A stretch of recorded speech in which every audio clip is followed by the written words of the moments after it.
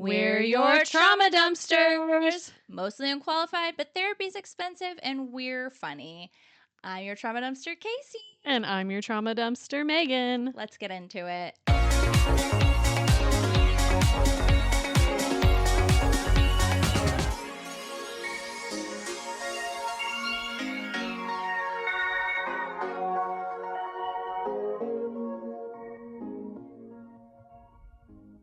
Hey. Hi. We're back. We're back. I'm back. Hello. Megan. It's been a while. It's been a hot minute. Yeah. Just a little beat. So, trauma dumpster Casey with trauma dumpster Megan. Megan. Hi. Yeah. And we have a guest, you guys. First and foremost, this is a safe space. We want it to always be a safe space. And sometimes we're going to have guests on. Obviously, we're talking about really heavy shit sometimes. And this is going to be your trigger warning. I think today's episode is going to entail some of the heaviest type of shit, and it is going to pertain to sexual assault. So if that is something that is really triggering for you, then I would say maybe skip this episode and see us in the next one.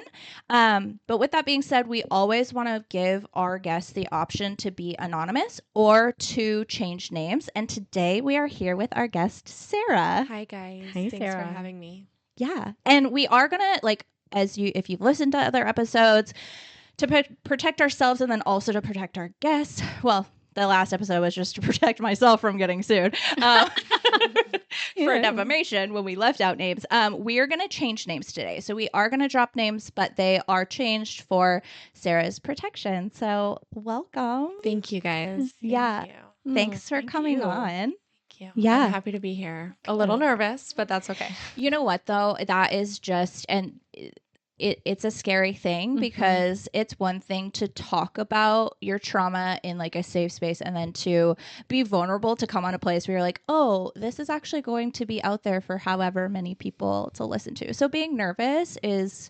so very valid. You know, I dropped my cult episode and I was like, hell yeah. And then I was like, oh my God, this is what everybody feels like when they leave. That's what they feel like. So I'm so curious about that. I'm going to have to go back and listen to that one. Oh, it's titled Lily. So go back to, and that's just the scratching the surface. Tip of the iceberg. Okay. Tip of the iceberg. We'll have many more of those episodes coming. Okay. But yeah. Anyway, welcome. I'm so glad that you were excited to sit in the seat of safety. It's very comfortable. It's Isn't a it? great spot. We can thank my son for begging for that when we moved into our house. It's perfect. It's just my size, actually. It is just your so size. well. So first things first, we always ask our guests, what are your top 3 coping mechanisms, Sarah? I have a really good answer for at least one of these. My number one thing, this is something that I started doing back in 2020 when I started having really severe anxiety. I made a podcast. It's called Sarah Don't Be Sad.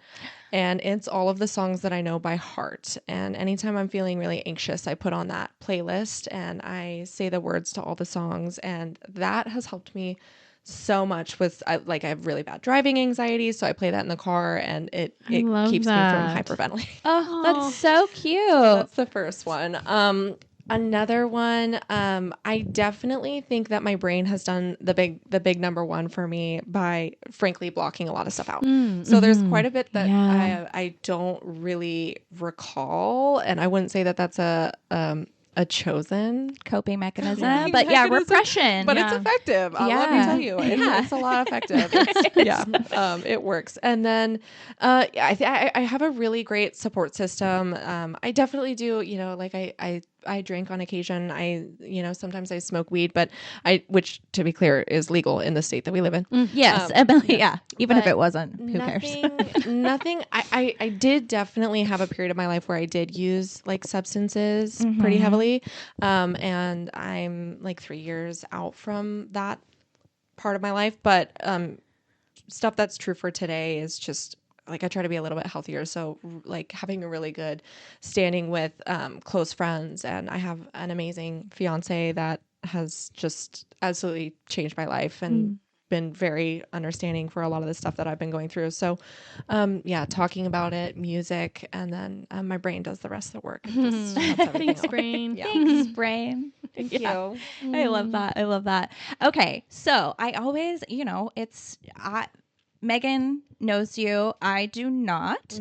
So I think I always just like to, I always like to start in people's childhoods because I'm like, Yeah. one, because I'm just like really curious. Like, I think a lot of people that have severe trauma, like there's things that started in their childhood and maybe it's little T traumas that led to big T traumas, or maybe it's like big T traumas that like continued into big T traumas. So, Yeah. what was your childhood like? I really had an amazing childhood for the most part. Yeah. I will say, like, I was very fortunate to have an incredible family that put their kids first, and I was young during the recession. That's something that my parents had to deal with, and they really kept a lot of that behind closed doors. So it's not something that myself or my sibling ever really saw firsthand. I had a very idyllic childhood, wonderful parents that fortunately are together and love each other. Great sibling that I love very much, and close family all around. I went to good, pretty good schools, and had a really good life. I did have an event in my younger childhood that definitely plays a role in kind of what we're talking about today. But all in all, I was very, very lucky to grow up with the family that I had. I had a great childhood. That's amazing. But because obviously, we'll probably talk about that event, but you had like such a beautiful childhood, but Yeah. that just shows that like just because you have like the perfect family doesn't mean that you are safe from or outside of like the Yeah. hard things of life, which is like you want it to be, Right. But, Yeah. And your family wants that for you too, which yeah, I think is and something. they really want it. It's Yeah. been, like my parents, like coming to terms with some of the things that I experienced at a young age, and also in my adulthood and adolescence.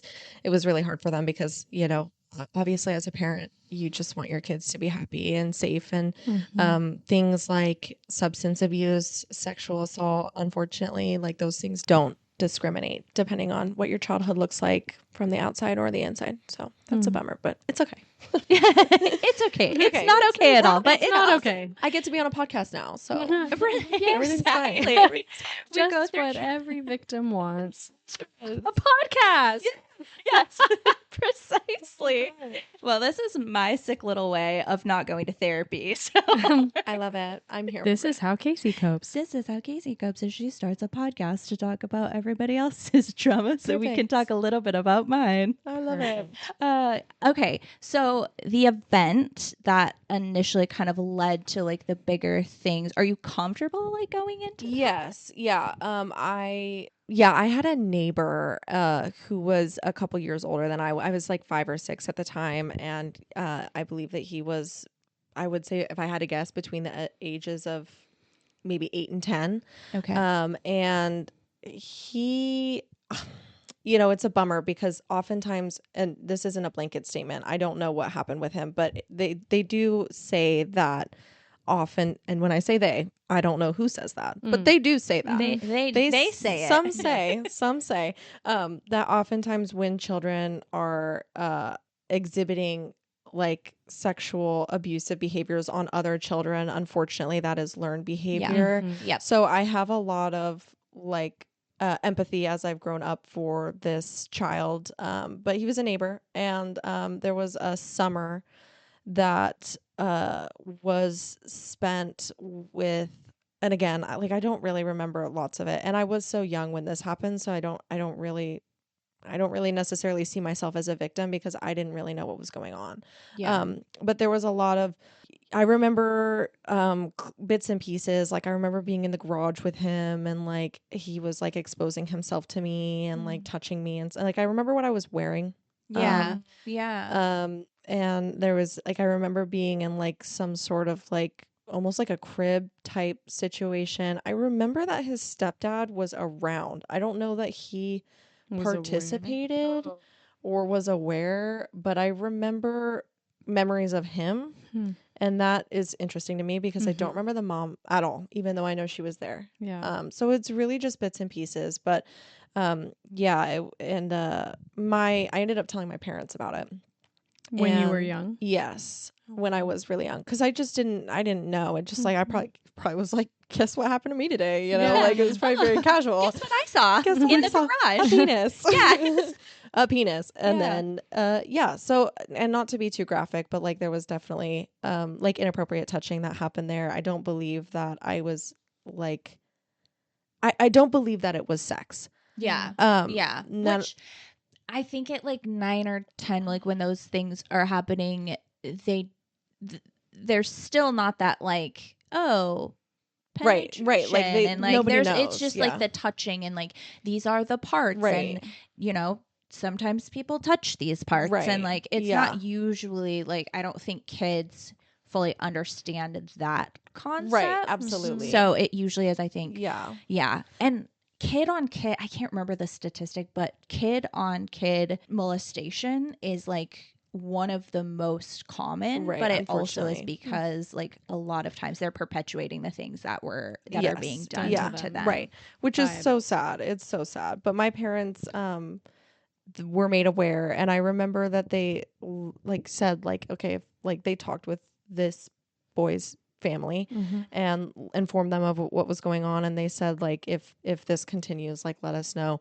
And it did continue, and I told my parents about it again, and they moved the next day. So I believe Your parents did, or the other family? the other family moved like literally within a week after that happened. And so Damn. I could be wrong, but I'm pretty sure that my parents, bless their hearts, maybe, I don't know, threatened them, Yeah. or like threatened to sue, or like get a restraining order, or like press charges or something. I believe that I knew how that went down at one point, but at the moment I don't recall. But yeah, they moved. And that was the end of that. And that was the end of that type of stuff for a very long time. Yeah. But that was something that definitely impacted a lot of stuff later in life, and unfortunately led me to like be a little bit of like an over sexual child. Yeah. And I'm gonna be confessing some things here that I'm really ashamed of, and the main one, I hope you don't mind, I'm just gonna keep rolling with it. You keep rolling. Yeah. And the- also, like, side note, like, obviously we can't tell you how to feel, but just know like like there's no shame here. There's no like, people live life and go through hard shit, and like, you know, it's obviously whatever you're gonna tell us, like I'm sure that you're also not that person anymore. You know what I mean? So but regardless, there's zero shame in this room. Thanks, you guys. Shame free space. Thank you. Thank you. Safe chair. Yeah. Seat of safety. There's seat of shame in the seat of safety. Thank you. Yeah, so I read later in life, actually within the past couple of years, I was reading a book on like mental health and dealing with sexual trauma, and there was this passage in the book that really like shocked me to my core, but also made a lot of sense in my later life. And that like psychological evaluation was that oftentimes people who go through like sexual abuse or sexual misconduct or assault at a very young age recreate that later in life. And the terminology used was really like sad for me to read, but it's true. And it was like you're seeking like the thrill of it, which is, and now if there are people listening to this that have been through the same thing, I'm not diagnosing you. I'm not saying that nobody wants to be sexually assaulted, and when you think about it, it doesn't make sense why you would want to recreate that. And I know that this isn't true for everybody, but there were like at a very young age I started telling stories of other things that had happened that didn't really happen. And I don't really know why I did that. But reading that made me feel a little bit better, because I never really understood why. And it made me feel like, at least like maybe I'm not alone in doing that, because I felt so much shame like about perpetuating lies as a young teen. And I was probably between the ages of like 12 and 15 when I started doing that. And it concluded at the end of 15 when I was kind of actually like experiencing more of it. I was like, wait, this isn't as fun as I remember it to be when I was 6. Holy shit! Actually, really, there's no spoil in this. Yeah, that is incredibly that is really common. There is a family member of mine, like there was a lot of that kind of stuff in my family, and especially amongst kids and stuff like that. And then one of my family members was sexually abused. A very, very, actually, a lot of my family members were sexually abused at a young age, but one of them, and it did, like, I witnessed those same behaviors in that family member of perpetuating that against other kids, and then also that like becoming very, very promiscuous at a young age, and then also like being a little pathological about things. So it's like, that is like, I witnessed that myself in a family member, and so that is very, I think that is very textbook, honestly.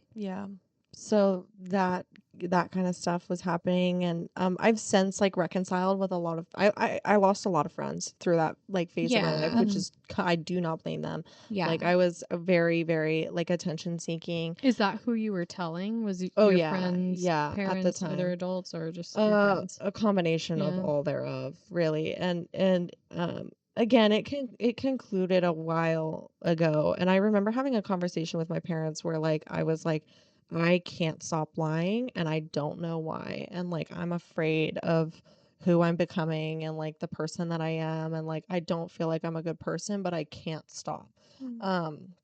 So I was in therapy from a very young age. I would say from ages like 12 all the way to present, on and off, for that and things like that. And very promiscuous in my own ways, and like very attention seeking, very much looking for like male validation, in a lot of different ways. And that was definitely hard, but not necessarily as hard as the other things that I have experienced. But it was just something that like I didn't understand why I was that way I was. And then I had a therapy session that was the sole purpose of it was to unpack like what happened as a kid. And like, sometimes I was like, oh, it wasn't that bad. Like I didn't get like, and I'm going to be using graphic terms. So again, skip if you're not interested in hearing that. But like, I wasn't raped at a young age. Like I was sexually abused, but I wasn't raped. So like, I think if I felt like, well, this isn't that bad. Like, why do I feel like that? You're like categorizing your trauma, downplaying it for sure. But I think it actually really affected me, and it led me to allow a lot of it. So I had that period where I was lying, and then in my late teenage years, as I was dating, I didn't have very healthy boundaries. I didn't really know how to say no, and that's still something that I'm really struggling with. And that led me to be in a lot of relationships that were really bad. And the majority of my sexual trauma comes from my most recent long-term relationship. And I think it's one of those things where like you see, if you trail it back all the way back to the beginning, you're like, I can see how that led up to where I am today. Well, and I think that's a really important thing to talk about. Is there's a narrative around, well, if it's your partner, it's not rape. Right. If it's your partner, then it's, they have access to your body all the time, but that's bullshit. Like 100%. That's like partnership rape happens all of the time. Consent, regardless of like, I've been married for almost 20 years and there's still full consent. Like if I'm not down with it, if he's not, like there's consent on both sides.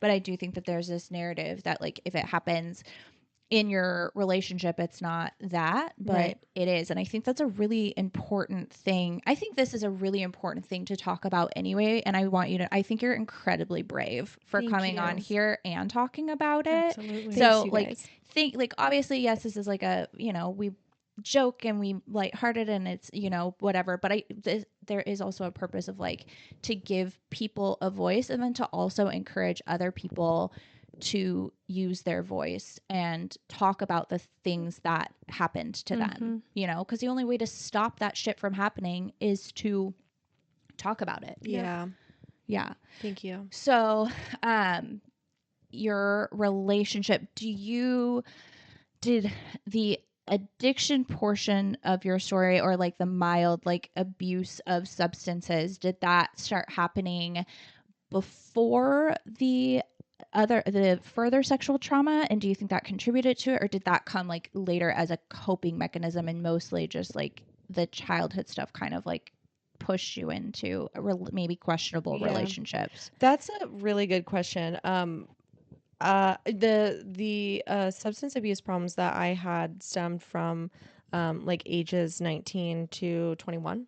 So it was pretty short lived, and I wouldn't necessarily classify it as yeah. I don't know that it was an addiction, but I definitely had a problem in the sense that like the substance that I was using at the time was can I say that? Yeah, you can. Okay. Yeah. Yeah, it's okay. Like I said, this is okay.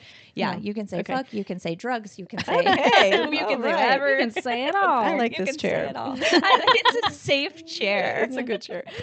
Yeah, so my relationship prior to the most recent one before my fiance. So again, I've been in a lot of relationships. I also think that maybe some of that like need to be with people maybe comes from that. But anyway, I had an ex-boyfriend between 19 and 21 that was doing a lot of cocaine. And I kind of got into that field of life alongside of him, and I wasn't necessarily addicted to it. But whenever I would do it, I was a problem. I punched out a window one time and I severed the artery in my arm. And oh my God. you guys want to see the scars? Yeah, Yeah. I really do. Oh my God. Oh my Holy God. So I was 100% a problem when I was doing that. Yeah, and like I drank to excess, I drank to blackout. That's brutal. And then so after I punched out the window was when I got clean. That was the last time I ever did it, because Wow. Yeah. my parents ended up finding out about what I was doing, and that was really hard for them. First of all, shout out to your mom and Yeah, dad. they're amazing. Because they are the ultimate seat of safety. Yeah. Like the fact that you went to them and was like, Mom, Dad, like I'm pathological, like I can't stop this, and they said, let's get you help. I could like my parents hate me, so. As someone who That's didn't have those kind of parents, and as parents ourselves, as it's parents just like ourselves, like okay, that we are, you know, trying to be those parents, like the parents that are safe. And I just think that's so beautiful. Shout out mom and dad. I know. Shout out mom and dad. I'm very, very lucky. They're Thanks, amazing Mom and people. Dad. Thanks, mom and dad. Yeah, love you God. guys. You deserve money. Yeah, you deserve money. Yeah. So I stopped doing drugs. That was when I stopped doing drugs. That was the last time, and that was 3 years. That'll be 4 years this upcoming March. And then about 8 months later, I met. We will call him Jack. Okay. Oh, actually, I think that's a great name to use. Tell us why, or maybe don't. Wait, I'll tell you why. Jack's the for me. Yeah. Okay. Yeah. And Jack's the most recent one. Okay. So okay. That's a great name to use. Okay. Oh, that's fine. I love it. So Jack. Yeah. So I started dating Jack. Jackass. Pretty fucking much. Dude. Okay. Cool. Yeah. So I was with Jack, which is so weird saying that instead of the person's real name. But I was with Jack for about 1.5 years, and it was pretty much a problem from the jump. So about a month into our relationship, we sat down, we had a conversation where we realized we were not compatible in any type of capacity. We didn't want to raise kids the same way. He had very different political views than I do. He didn't even want to live in the same state. Like, we just were like, holy fucking shit, we are not good for each other. Why are we here? Right. Red flag. And you're probably and you're probably wondering, well, why did you stay together for another 1.5 years? He was living with me at the time, and things kind of got pushed off because he needed a place to stay, because I am mommy, apparently. I'm mommy. So I was a very much like, I think I became a very paternal figure in that relationship. And we don't have to go into the specifics of why that, like, I won't talk about his childhood. That's not my place. But I definitely felt like I was like the main support system. This was somebody who over the course of the relationship would get very aggressive, break up with me, beg for me back, threaten suicide if, again, sorry, trigger warning, do the whole like threaten suicide or like, threaten to hurt people or hurt himself.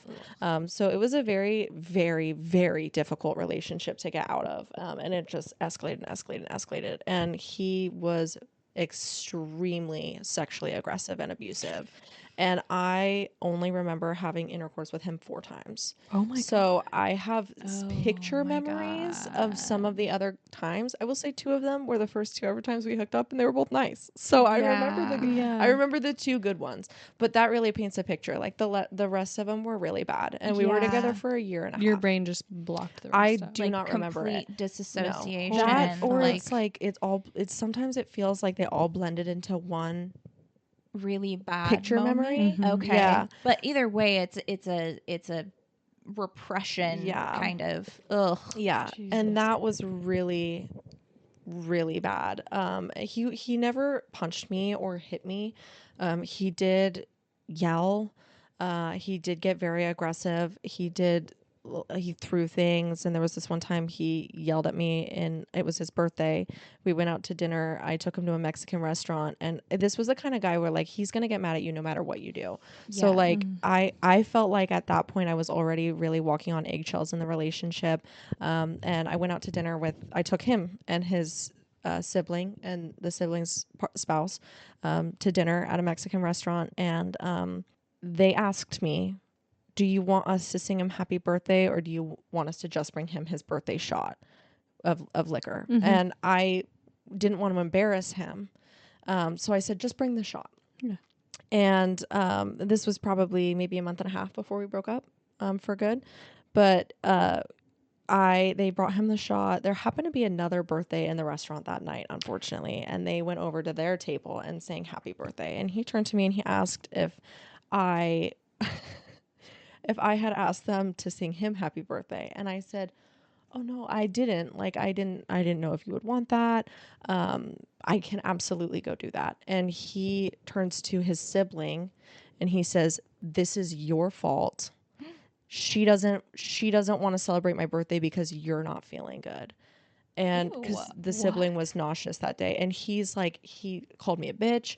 He said like, you don't think I would want to be sang to on my birthday? Like, are you fucking dumb? Who wants to be sang to in a restaurant on their birthday? You I don't know. And like he would. Nobody does. You fucking weirdo. 8-year-olds. I don't know. 100%. Yeah. I'm honestly, I'm convinced. True. Real. That's so real. I'm like, I don't know, and like I truly believe that had I asked them to, he probably still would have been mad at me. Right. He was just that kind of guy. Why would you let them embarrass me? 100%. Yeah. 100%. I can literally, like, you guys, my heart rate as I'm telling the story is like through the roof right now. I do want to comment on one thing. Please. And this is essentially for people listening, because you said he never punched me and he never hit me.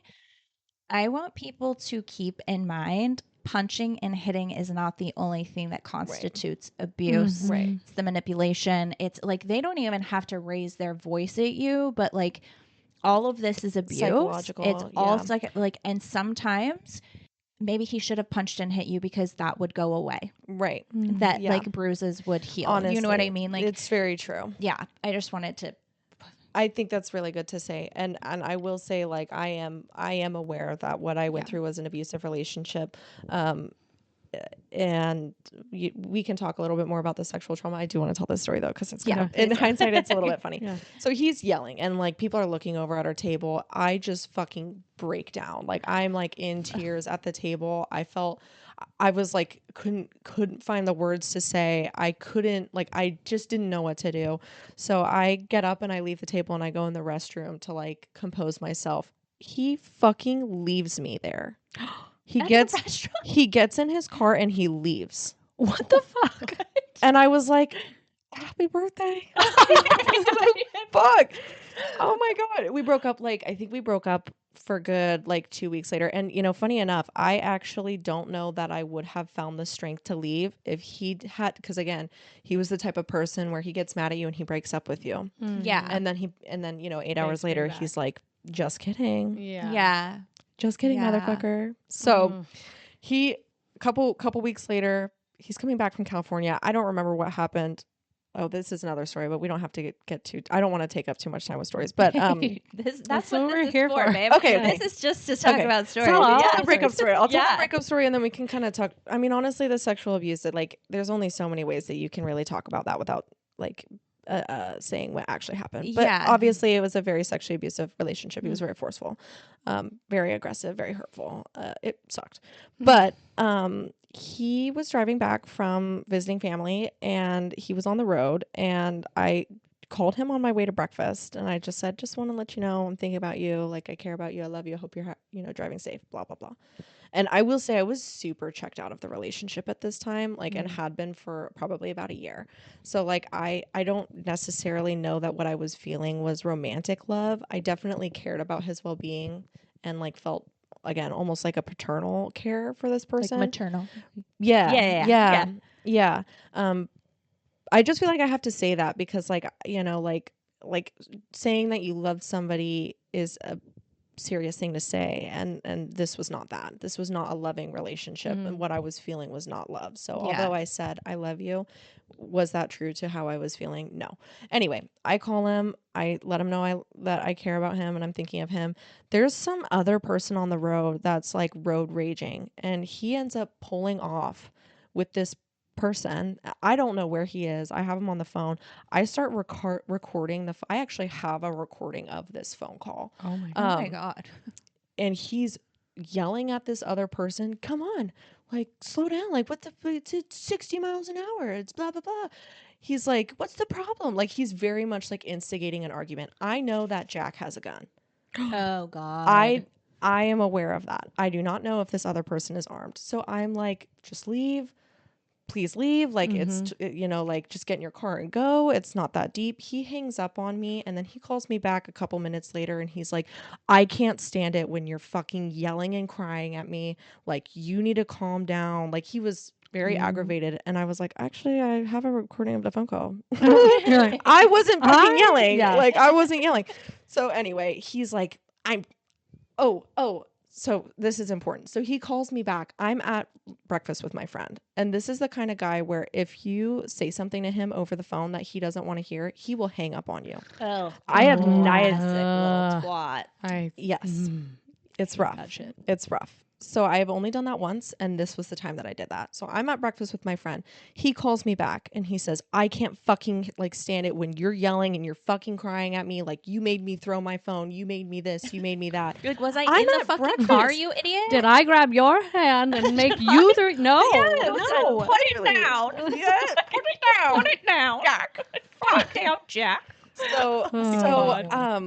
So I just hang up on him because I'm in public, and like he'd already screamed at me at the fucking mariachi restaurant, whatever.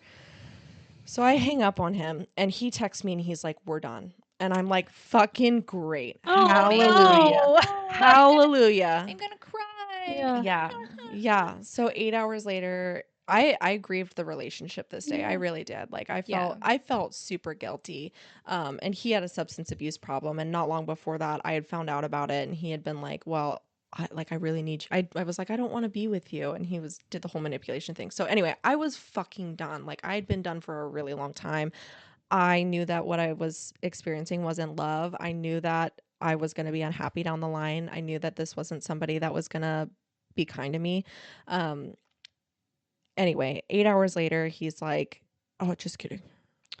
And I was like, no, no. So I truly, like, I count my lucky stars. I thank God, whatever you believe in, that that happened, because I don't know, with the amount of manipulation and like frankly abuse that I was like enduring during that period, I don't know that I would have been able to find the strength and walk away had he not closed the door first. So that's how that. But you know concluded. what? Thank goodness you did that, because do you know how many women still go back over 100%. and over and over? 100%. And so, I mean, I have to believe that's like the foundation that was set, that the foundation that you had as a child that allowed you to, like, because there's so many people that don't have security, that you could find security somewhere else. And whether that was a conscious or subconscious thing, then I think that, like, there's too many people that go back. 1000%. And unfortunately, like, I have been the outsider with some friends that have endured that, and it just breaks your heart. It is so painful. It's horrific. But yeah, he was really bad. He was really bad to me. He was deeply, deeply manipulative, and I managed to escape that. And, you know, there's a lot of other stories that I could talk for hours about some of the instances that I do remember, of stuff like that, where it just went from 0 to 100 so fast. And, yeah, it was really tough. But then he would play into the pity card, and again, like, I felt very, like, I was like, I'm your only support nobody fucking likes you. Yeah. So I guess it has to be me, you know? Yeah. So it was really like hard. And honestly, at the end of the day, like, I don't want this person to have a bad life. Like, I hope that Jack goes on and is able to, like, do the healing that they need to do to, like, exist in society and never do this to another woman. Yeah. I don't really wish bad things on anybody.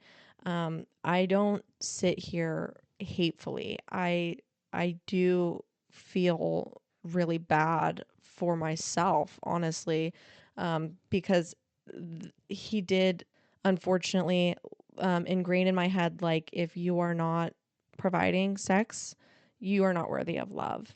And so now in my, you know, I have an amazing fiance that is just the man of my dreams, and he is so wonderful to me.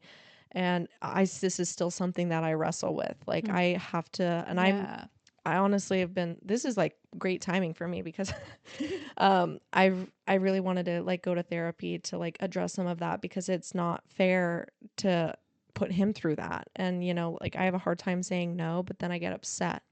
Yeah. So I say yes, but I don't want, and this has only happened a couple, and he's amazing. And I was But gonna say, like, he's probably a person who's safe, that if you said no, 100%. he would understand, because He would that's healthy never. and that's safe. Right. Whereas, like, I'm sure it also, like, not, like, I'm sure it makes him feel like a piece of shit, because he's like, well, if you would have just said no, I never would have forced you to do that. Exactly. And, like, not trying to guilt you, but also to just say that out loud, It's of, like, true. you don't have to say yes. Right. You don't have to say yes. Yeah. And he's not going to hurt you for saying no. Right. You know. And luckily, like, he has made that really clear, and we have, like, he's always, like, he's known about a lot of this from the beginning, and he's been just one of the most patient, kind people with me, and I'm so lucky to have him.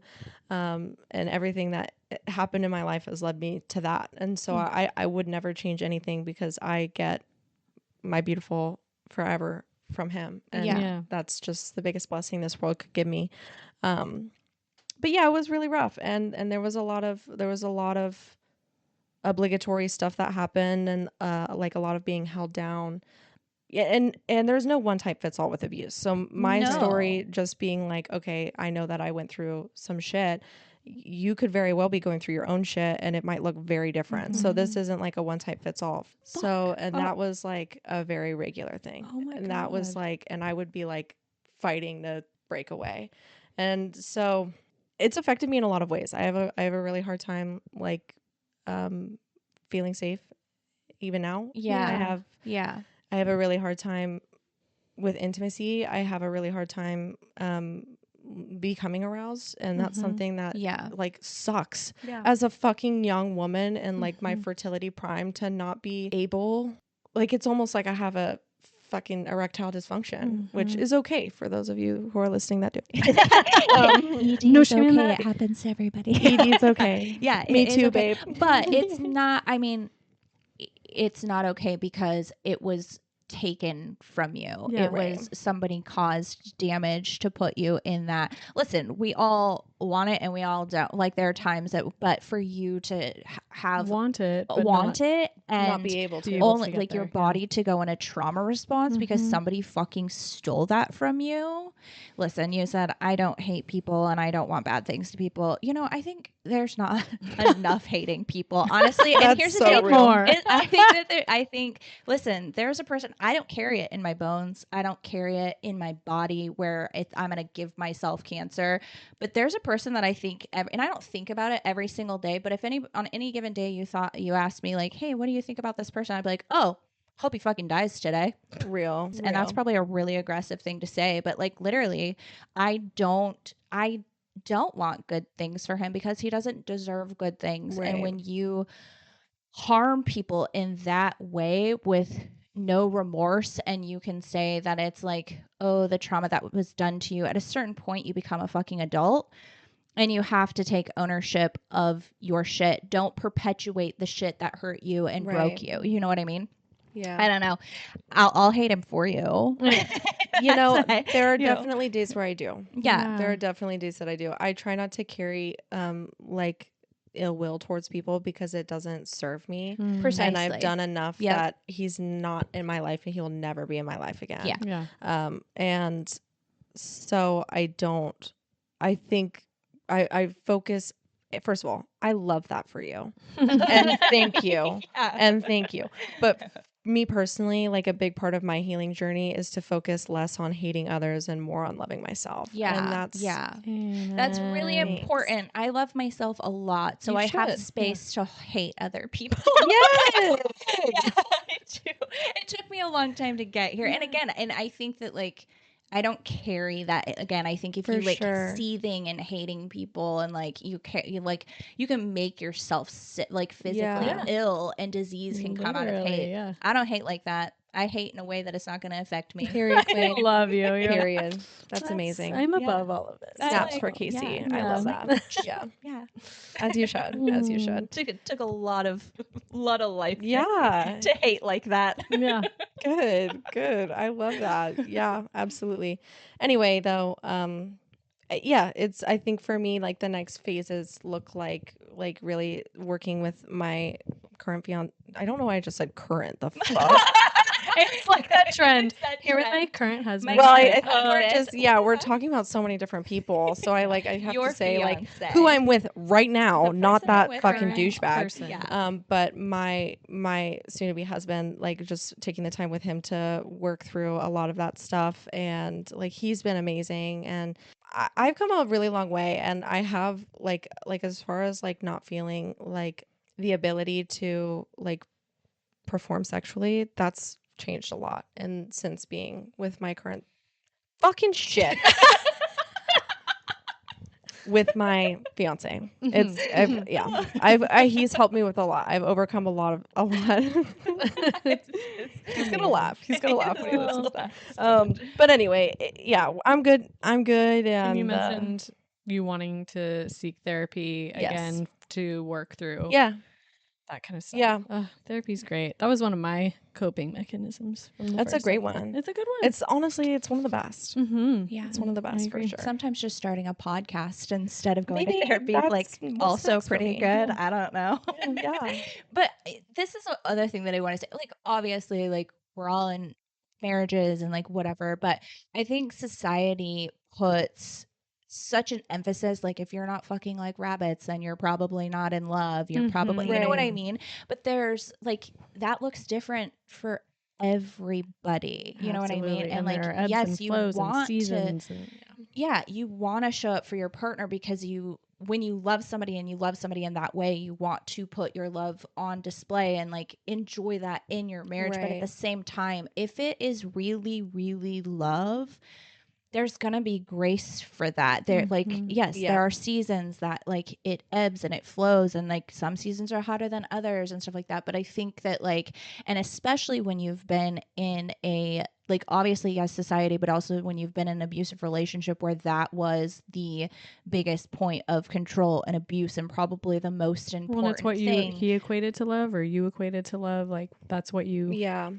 Then it's like there is like I hope that you can go to therapy and get the healing and have like the most beautiful sex life with your husband, like for sure. But and yes, it is important, but it's not the most important. It's not, sex is not love. Yeah. Sex is part of love and it adds to love, but it is not the only thing that validates love. Yeah. Yeah, I agree. I do want to say, maybe just for my own sake and my own like, I don't know why I feel like I have to say this, but I do.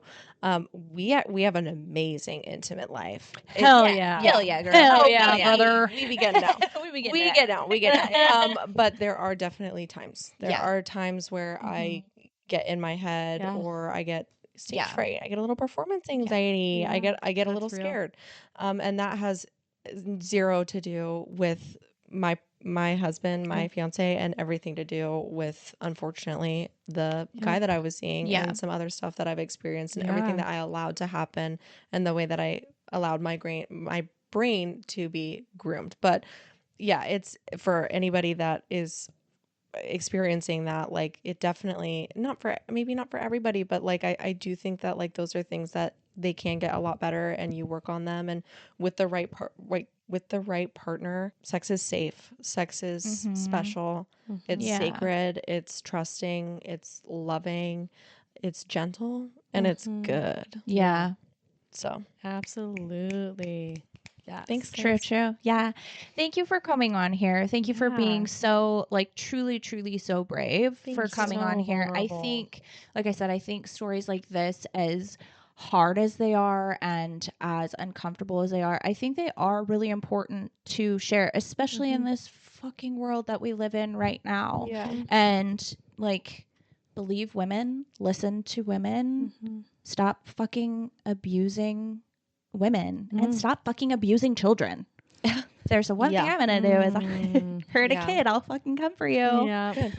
And I stand on business on that. She's a good friend. She's a good one. She is a really good one. That's amazing. Period. Yeah. Okay. Thank you so much. Thank you guys. It was a pleasure. It's fun. Okay. Pleasure was all ours. The pleasure was ours. The pleasure was in the seat of safety. Yes. Okay. All right, guys. We will catch you next time. Bye, dumpster divers. Bye. You little trash panda freaks. Dumpster freaks. Okay. Bye.